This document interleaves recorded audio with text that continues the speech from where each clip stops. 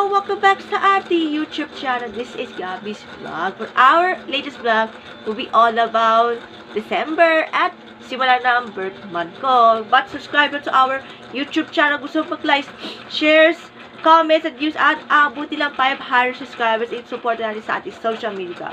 For our today's title of this vlog, December na, birth month pa. For our latest vlog, 293 episode 293. Here's your vlog. Okay, simulan natin. Panalan natin muna ang highlights.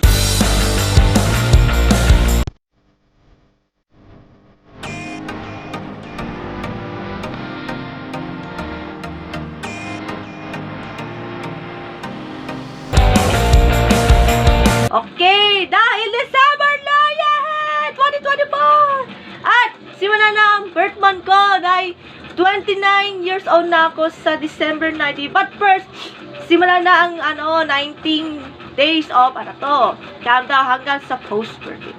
Sa muna? Una muna natin yung sa ating si Jessica Requera. Respected this month, December, of baby girl named Ninja.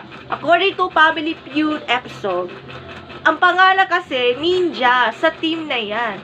Giving birth this December. Kung kailan yan, nako, malalaman natin. Kasama po ang kanilang asawa na si Cam Requera.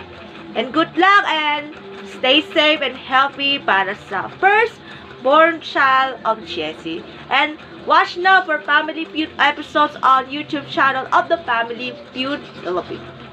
Sa movies, dahil birth months na, birth months and December na, dahil MMFF season na, The Kingdom's official poster and full trailer na nilabas na last Wednesday sa Itbulaga at last Friday through the social media account. Napakaganda at hindi to comedy, kundi heavy drama and family action film.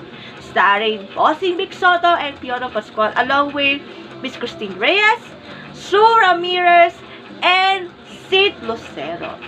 Let us watch of your favorite MMFF entries like And the Breadwinner Is, and Espataho at iba pa mga MMFF entries na yung taon.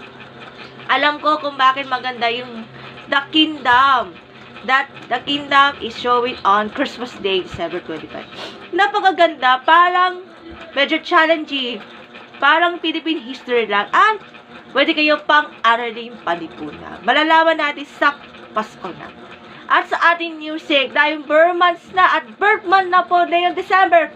Pero Spotify Rap 2024 is coming na yung December. Was supposed last week or even November. Pero, for top songs and artists, sino kaya artist?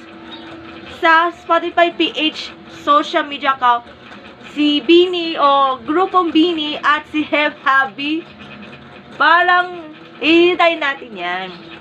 And keep supporting and share on Spotify at sa ating Facebook page ng ating Spotify page at pati yung mga Spotify Asia at main Spotify app.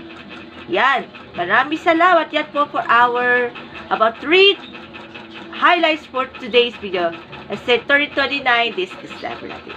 Latest vlog ends. Maraming salamat. Bye. God bless.